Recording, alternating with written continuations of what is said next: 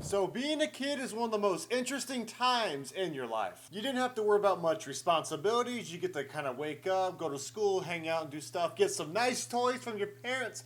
But not all toys and lovely things sometimes are always amazing. Sometimes some very spooky shit comes in the way. And sometimes it's the most terrifying experience. What's up, everybody? I'm Amaryx, and today we're going to talk about the Evilstick toy that kind of lingered on the internet a few years ago, and where the actual toy kind of comes from and how it all came into play. So in 2014, a mother buys her 2-year-old daughter a gift that's happened a week after Halloween in a dollar store in Dayton, Ohio. Now, at first glance, you would never really think much of this toy by getting a quick glance at it. It's just a casual looking wand. You don't really see anything on it. It has like a bunch of foil, a nice little star. But on the packaging, it has like an anime girl, and it says Evilstick, and that's all it said. The packaging had some type of anime show that's like for kids around there. I don't know the show on the top of my head. But it also showed like a advertisement saying it plays wonderful music. And for most kids, at least for me, I would at least test it out before I bought it. But you know what? They didn't buy it at all. I guess the kid was just fascinated with the wand. And the mother looks at the toy and quick glances at it and thinks it's just an innocent wand for $1. And for some reason, the name of this toy is called Evilstick, and that was it. There was like nothing else on it. And like, if I were a mother or whatever, well, I'm actually a dude, but if I were some type of parent, I would be a little concerned, be like, why is this toy called an Evilstick? But nonetheless, they bought it anyway. On the packaging it was in fact made in China, and we know with China and other countries, especially Japan, that they make some very unusual kids' toys or very appealing toys that appeal to kids in their country, but sometimes it doesn't fully translate well in America, and I'll tell you guys that in a minute. It plays a creepy fucking laugh that's like very maniac and demonic, right? And then it also shows a girl that's kind of like with red pupils and creepy looking that shows her cutting her wrist and it's like flashing in the freaking wand. And for some reason, I don't know why, this was apparently approved for kids 3 and up. Not cages, I can't freaking talk. I'm just fucking out of control sometimes. Now, when this was being manufactured, this wasn't just the only girl or anything that appeared on this toy. There was actually very different versions, like you see very demonic zombies and just some very crappy looking Resident Evil fan art type stuff. And yeah, it kind of sucks that those don't look really bad compared to what this did. And we don't even really know why this specifically little girl, especially violent and stuff, would intentionally be on this toy. Like, to me, I think it's like some type of inside joke or prank, but we don't really fully know. Now, another thing I noticed is during the laugh, when you kind of see the toy or whatever, that you kind of hear the laugh similar to like Jigsaw from the movie Saw the Puppet. And it's kind of amusing once you kind of hear that. Now, there is no manufacturer like name of anything that happened behind this toy. Like, even in behind the whole packaging, there's really nothing on the back you could really find. But there's some interesting information I did find that was on Reddit that many people may not know about. And this could also help us lead to where it could have possibly came from and the origin behind the whole thing. So on Reddit, a guy asked about where the Evilstick comes from. It's a very long paragraph, so I'm not going to explain it, but I'm just going to quickly show you it, and you may have to pause the video real quick because it's pretty much a summary of what I've been talking about so far. And this guy has a really unique reply, which is actually was going to help us see and kind of analyze what could possibly this come from. So in this reply, this guy named Daily, the username, replies and says, the infamous Evilstick. I know these odd toys first came to public attention about 2 years ago with that clickbait article you mentioned. But I have proof that their history in the United States goes back at least 6 years earlier than that. I'm sure this comment's going to get buried, but my best friend Trevor and I stumbled across these things while shopping at a dollar store in Nyack, New York in September of 2008. So almost 8 years ago exactly. I uploaded two pictures of them holding the toy in the dollar store to my Flickr photo stream here and here. And here's one of my Trevor's Flickr's page. In the first two photos, if you look at the background, you can see the rest of the Evilstick's toys hanging up on the wall behind them. We thought they were just quirky, funny toys at the time. We didn't realize the horrifying truth of what was laying behind the foil flower-shaped cutout.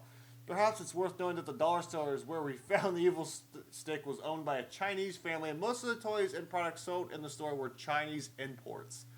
So interestingly enough, that when I click on those links I show in that reply, that actually shows the picture of these guys holding these things about 8 years before this huge thing blew up, and they didn't even play with it or nothing. For some reason, I guess there's no button or anything on the packaging, it sounds like. But yeah, it's it's very cool that there's actually someone many years ago that's willing to do this. And I don't think I've seen any other YouTubers who's covered this Evilstick thing has ever talked about this. Now, in my honest opinion, I think these were like an intentional prank at some point. At least with the evil girl ones, like someone in the factory must have slipped a picture of that girl, photoshopped it a little bit, and put it in the toys to scare the crap out of kids because you really can't really see it until the light comes on. And these are very crappily, cheaply made plastic wand toys that many people probably wouldn't know what was going to happen behind it.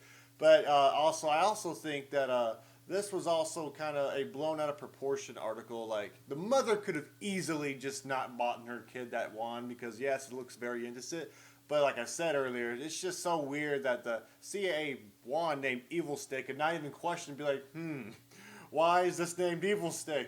Yeah, it's stupid how, like, the way the mother reacted in the news article was she was a complete freaking Karen. Like, yes, it's creepy and messed up, but I don't think it should have been, like, taken to mainstream media. There was, like, way better things that could have been covered. But, hey, I guess Karens be Karens, dude. Also, after the viral article that came out that showed this whole story, there was a YouTube channel named Mark Clark where he actually went to that same store because he happened to be in that same area. He buys the toy, and he kind of showcases it on YouTube and kind of looks up everything he knows about the toy, even trying to contact the provider and the production company. Unfortunately, did not hear anything about it, but yeah, his channel's name is Mark Clark. Very interesting. Those two videos are very interesting. And yeah, he kind of did it to kind of have a collection on him because I guess he likes very unusual things. And yes, this toy is pretty unusual, especially for something that's for 3-year-olds apparently.